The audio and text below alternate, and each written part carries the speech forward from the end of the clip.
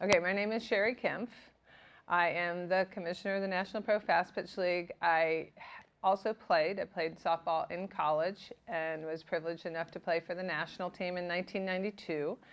We competed in the World Cup in Beijing, China, and we won the gold medal there.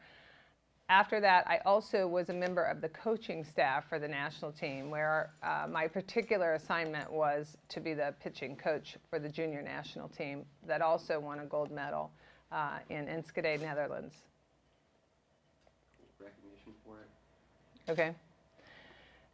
As commissioner of the National Pro Fast Pitch League, I began in 2007.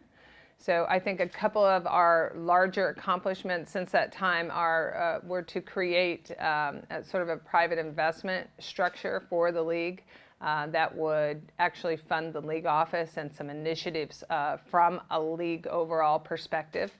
We also legitimized the franchising process so that we are a federally regulated franchisor, and we're able to sell franchises to interested folks who have some particular interest in being in the sports and entertainment business and at the professional sports level. And I think that the challenge is always for the National Pro Fast Pitch League is to get the brand out there and to increase the awareness. So college softball is extremely popular right now. And I think that we want people to understand that the very best players of college softball and also from around the world are playing professionally in the United States. And we currently have 4 teams.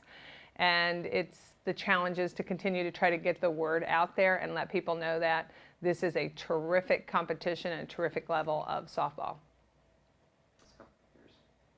I think the growth, when you look at the growth of the NPF, actually you have seen in total numbers, you have seen the league shrink in total teams.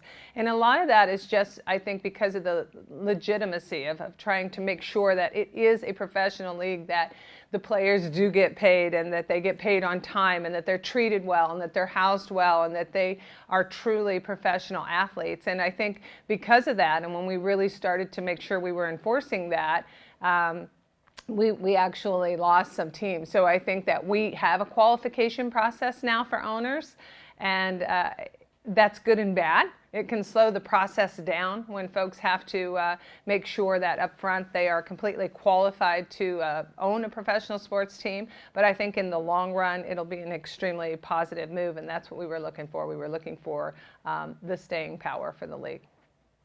Wow. When you look at the comparison between fast pitch softball and baseball, I always say that we get all the positives of being very similar to America's pastime in that people understand the game. They understand that there's 3 outs in an inning. They understand that there's 3 strikes and you're out. They get the concept that you run around the bases and score. But we also have some advantages in that our game is played in a little bit smaller area, so it's quicker and faster. And even the length of the game can be shorter, which I think a lot of people appreciate. But we also we hit the price point sort of minor league baseball, which is extremely popular right now, but we have the product of Major League Baseball. So I think that we get all of the advantages. You throw in the fascination of people with the underhanded motion, that these women are able to make this motion, backwards motion with their arm and throw the ball 65, 70 miles an hour.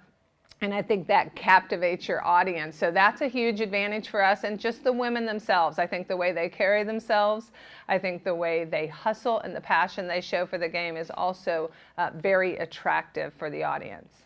Do you think that makes sense? Yeah, yes, it does. I think that when you look at women's professional sports, and in particular women's team sports at this point in time, I think it's something that every day I wonder, how is this escaping America? How is America not realizing that we're still suppressed at this level? And last year we celebrated the 40th anniversary of Title IX, and everybody was thrilled and happy about how far we've come in college sports and sports in general for women. And I still was a little shocked that everybody still failed to really look at the professional level and not realize that we're still not there. Not only are we not there, we are a long way away. So as an entertainment product, I challenge anybody. You come watch a professional women's fast pitch game and you go watch a professional baseball game, and I don't think that you are going to be disappointed at all with the women.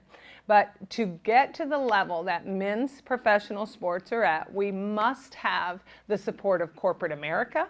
Corporate America must buy into this so that you are able to get the exposure on television that's really required. The exposure on television makes these women household names. It makes your teams household names. It feeds expansion exponentially, and that's sort of the key to everything. But it still seems like corporate America, even though so many of your consumers that are making the decisions are women, corporate America is still having a little standoff effect with supporting women's professional sports. And so I think they take the safe route a lot. They take, I know this football bowl game is going to rate this and do this. And we're looking for those people that say, this is a worthwhile cause. These women are entertaining, and I want to be a part of making it happen. Performing right now. I think we talk about athletes a lot and the transfer from the lessons that you learn as an athlete. And for me particularly in this job, I would always say throughout my life, I have always reflected back on not only being an athlete, but being an athlete in a team sport.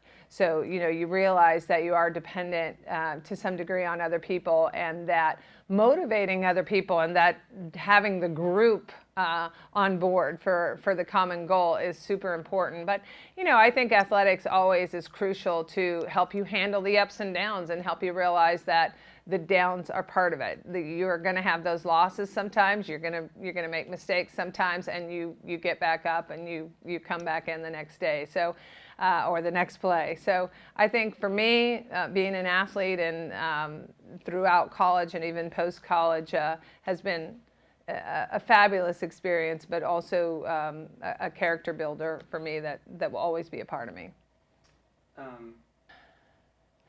I don't think so much about the best game that I ever played. I'm not that person that can go back and say, oh, in 2000, this was a 7-inning game and I did this or that.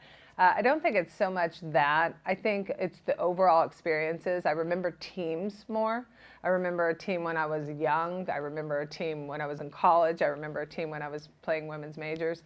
That it was the magic. You've actually felt the magic, and that's what everybody's looking for. But I think a lot of people that don't play sports don't understand that it's not about that you just love everybody else that's on the dirt with you or in the grass with you. I think that it's about that you're all there for the same reason, that when you walk on the dirt, you are there to win. Everybody's in for the cause. And so it's not personal.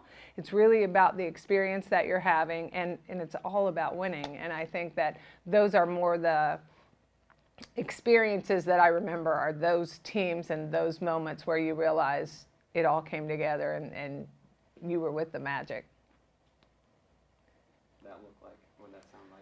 I think if I could travel back in time and give myself any advice, I think especially when I was probably at the highest level of competition, whether it was in basketball or softball, I think because from a young age, some of the skills came easier to me, that I always expected to succeed. And I think that if you look at any level of sports, in any category of sports, even with the very best athletes, you will see failure. So it's part of that dusting it off. And at my age now, I think that's a really valuable tool, but I think I would have really loved to have known that at 20. I think I had a lot of super high expectations for myself, that if it didn't turn out that way on Friday night, I thought, it was over. Well, now I'm terrible. And I think that it's just a matter of, it's a process. And sometimes you're going to go out, particularly as a pitcher, sometimes you're going to go out and the ball's going to leave the park and they're going to hand you a new ball and you have to do something different. So I think that for me at that age was something that, and it wasn't that people weren't telling me, it was just that was in my own mind, that failure wasn't just part of the process.